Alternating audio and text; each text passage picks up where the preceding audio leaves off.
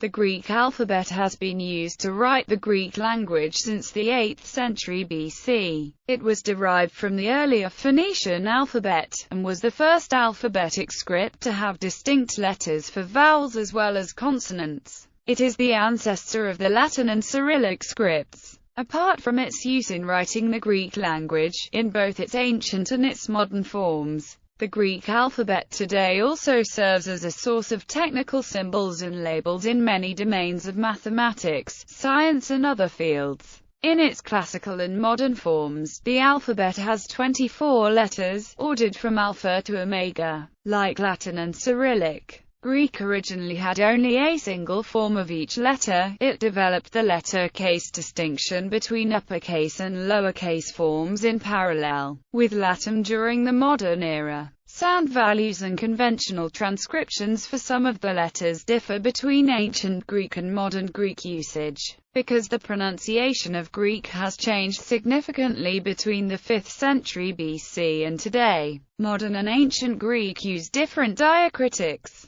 Polytonic orthography, which is used for ancient Greek and sometimes for modern Greek, has many diacritics, such as accent marks for pitch accent, the breathing marks for the presence and absence of the h sound, and the Iota Subscript for the historical I sound. In standard modern Greek spelling, orthography has been simplified to the monotonic system, which uses only two diacritics, the acute accent and diaeresis. Letters. Sound values in both ancient and modern Greek. The letters of the Greek alphabet have fairly stable and consistent symbol-to-sound mappings, making pronunciation of words largely predictable. Ancient Greek spelling was generally near phonemic. For a number of letters, sound values differ considerably between ancient and modern Greek, because their pronunciation has followed a set of systematic phonological shifts that affected the language in its post-classical stages. Among consonant letters,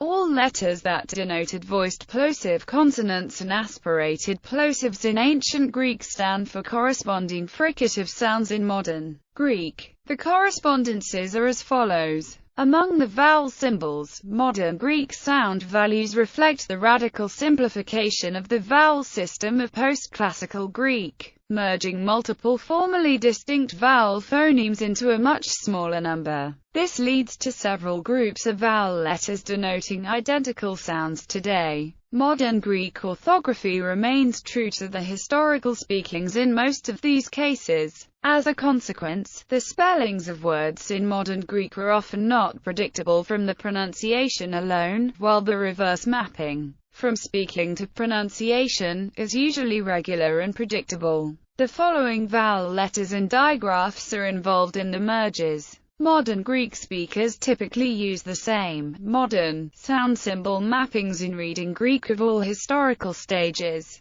In other countries, students of ancient Greek may use a variety of conventional approximations of the historical sound system in pronouncing ancient Greek. Digraphs and letter combinations. Several letter combinations have special conventional sound values different from those of their single components. Among them are several digraphs of vowel letters that formerly represented diphthongs but are now monophthongized. In addition to the three mentioned above, there is also Omicron upsilon equals U. The ancient Greek diphthongs epsilon upsilon and alpha upsilon are pronounced ev and av, respectively in modern Greek. The modern Greek consonant combinations mu pi and nu tau stand for b and d, respectively. Tau zeta stands for dz, and tau sigma stands for ts. In addition, both in ancient and modern Greek, the letter gamma, before another velar consonant, stands for the velar nasal n, thus gamma gamma and gamma kappa are pronounced like English eng.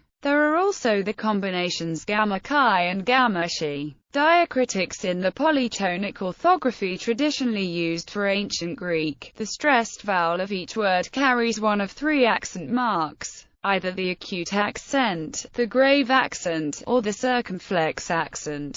These signs were originally designed to mark different forms of the phonological pitch accent in ancient Greek. by the time their use became conventional and obligatory in Greek writing. In late antiquity, pitch accent was evolving into a single stress accent, and thus the three signs have not corresponded to a phonological distinction in actual speech ever since. In addition to the accent marks, every word initial vowel must carry either of two so-called breathing marks: the rough breathing marking an H sound at the beginning of a word, or the smooth breathing marking its absence. The letter O, although not a vowel, also carries a rough breathing in word initial position. If a row was geminated within a word, the first row always had the smooth breathing and the second the rough breathing, leading to the transliteration RRH. The vowel letters alpha, eta, omega carry an additional diacritic in certain words, the so-called Iota Subscript, which has the shape of a small vertical stroke or a miniature iota below the letter. This iota represents the former off-guide of what were originally long diphthongs, iota, eta iota, omega iota, which became monophthongized during antiquity. Another diacritic used in Greek is the diaeresis, indicating a hiatus. In 1982, a new, simplified orthography, known as monotonic, was adopted for official use in modern Greek by the Greek state. It uses only a single accent mark, the acute, marking the stressed syllable of polysyllabic words, and occasionally the diaeresis to distinguish diphthongal from digraph readings in pairs of vowel letters. The polytonic system is still conventionally used for writing ancient Greek, while in some book printing and generally in the usage of conservative writers it can still also be found in use for modern Greek. Romanization. There are many different methods of rendering Greek texts or Greek names in the Latin script. The form in which classical Greek names are conventionally rendered in English goes back to the way Greek loanwords were incorporated into Latin in antiquity. In this system, kappa is replaced with c. The diphthongs alpha, iota and omicron iota are rendered as a and o respectively, and epsilon iota and omicron upsilon are simplified to I and u respectively. In modern scholarly transliteration of ancient Greek, kappa will usually be rendered as k, and the vowel combinations alpha iota, omicron iota, epsilon iota, omicron upsilon as I, oi, a, respectively. The letters theta and phi are generally rendered as th and ph, chi as either ch or kh, and word initial rho as rh. For modern Greek, there are multiple different transcription conventions. They differ widely, depending on their purpose, on how close they stay to the conventional letter correspondences of ancient Greek-based transcription systems, and to what degree they attempt either an exact letter-by-letter transliteration or rather a phonetically based transcription. Standardized formal transcription systems have been defined by the International Organization for Standardization, by the United Nations Group of Experts on Geographical Names, by the Library of Congress, and others. History. Origins. During the Mycenaean period, from around the 16th century to the 12th century BC, Linear B was used to write the earliest attested form of the Greek language, known as Mycenaean Greek. This writing system, unrelated to the Greek alphabet, last appeared in the 13th century BC. In the late 9th century BC or early 8th century BC, the Greek alphabet emerged. The period between the times of the two writing systems, from which no Greek texts are attested, is called the Greek Dark Ages.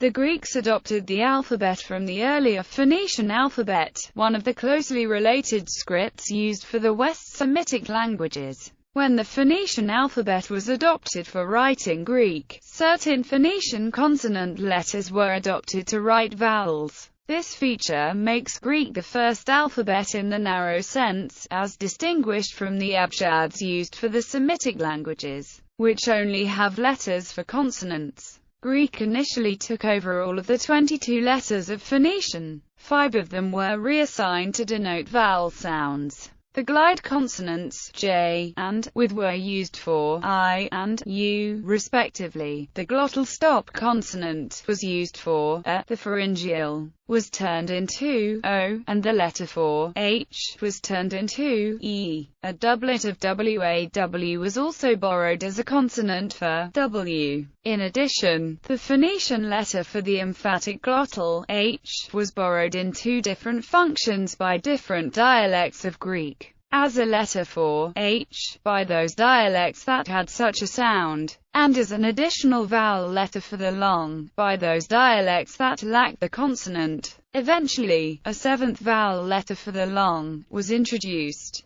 Greek also introduced three new consonant letters for its aspirated plosive sounds and consonant clusters: phi for p, chi for k, and psi for ps. In Western Greek variants, chi was instead used for k's, and psi for k. The origin of these letters is a matter of some debate. Three of the original Phoenician letters dropped out of use before the alphabet took its classical shape. The letter, which had been in competition with sigma denoting the same phoneme per second, the letter, which was redundant with kappa for k, and whose sound value, with dropped out of the spoken language before or during the classical period. Greek was originally written predominantly from right to left just like Phoenician, but scribes could freely alternate between directions. For a time, a writing style with alternating right to left and left to right lines was common, until in the classical period the left to right writing direction became the norm. Individual letter shapes were mirrored depending on the writing direction of the current line. Archaic variants. There were initially numerous local variants of the Greek alphabet,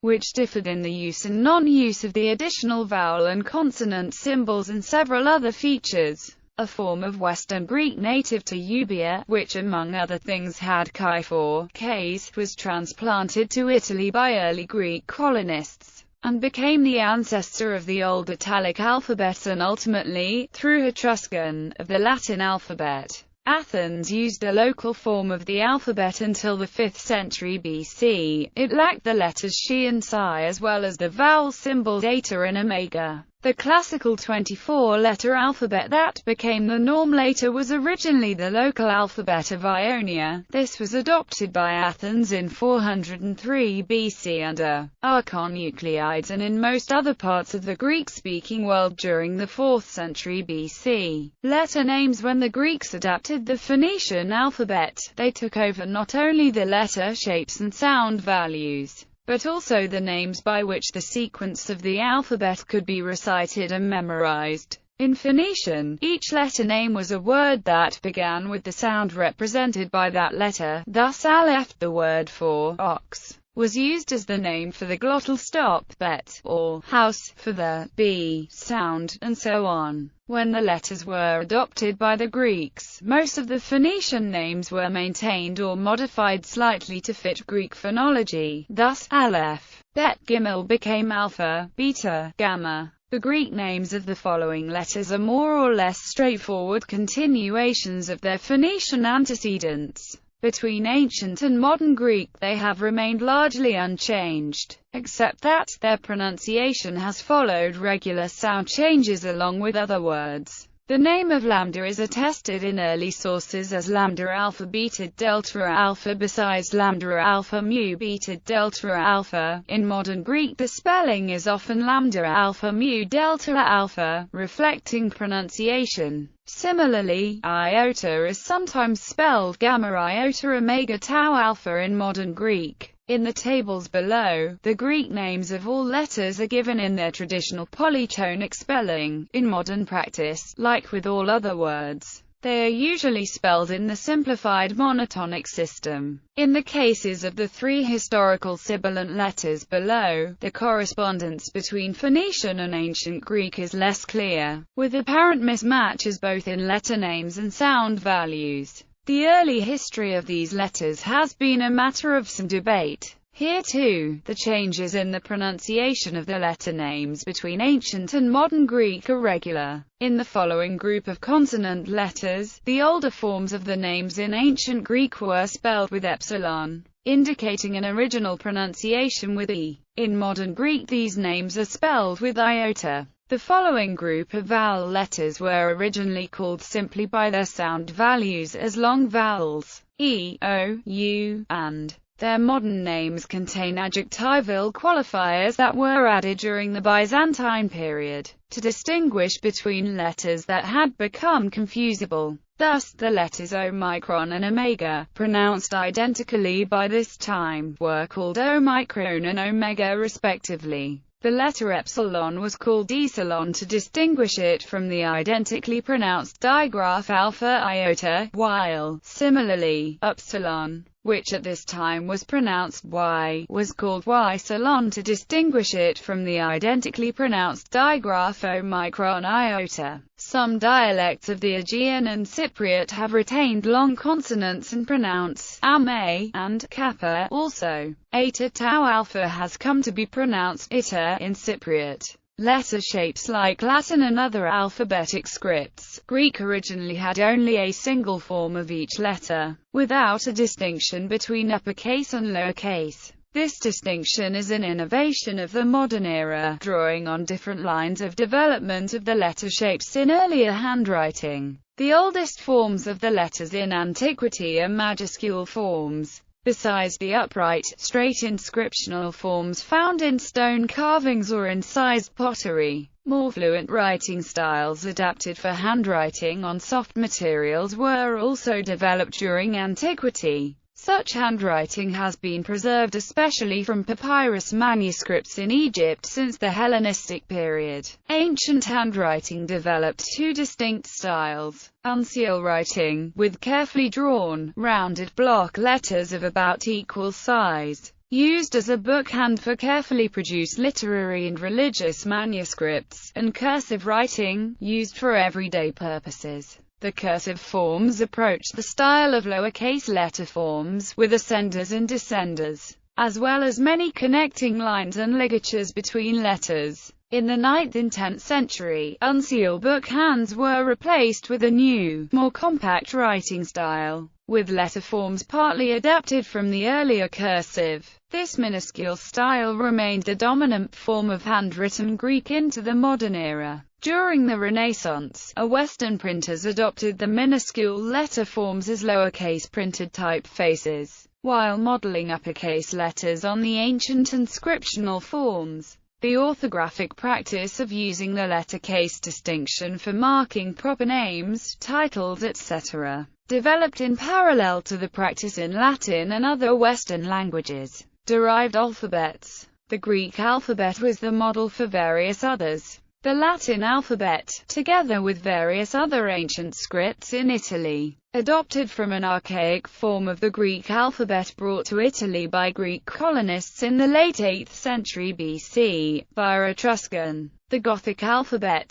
devised in the 4th century AD to write the Gothic language, based on a combination of Greek and Latin models. The Glagolitic alphabet, devised in the 9th century AD for writing Old Church Slavonic. The Cyrillic script, which replaced the Glagolitic alphabet shortly afterwards. It is also considered a possible ancestor of the Armenian alphabet, which in turn influenced the development of the Georgian alphabet.